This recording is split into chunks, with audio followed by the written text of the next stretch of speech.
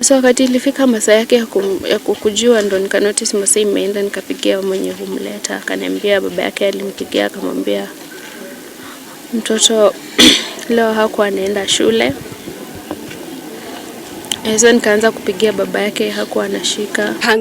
Angejali kuwa ule mtoto bado hajaona maisha mengi, bado wako na afya na bado wako na maisha marefu.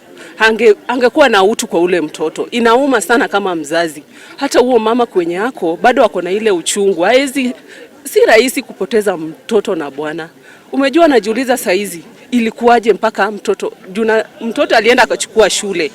Ndio akakuja na mtoto huku. Sasa mama kufuata mtoto asubuhi anapata kama wamejinyonga.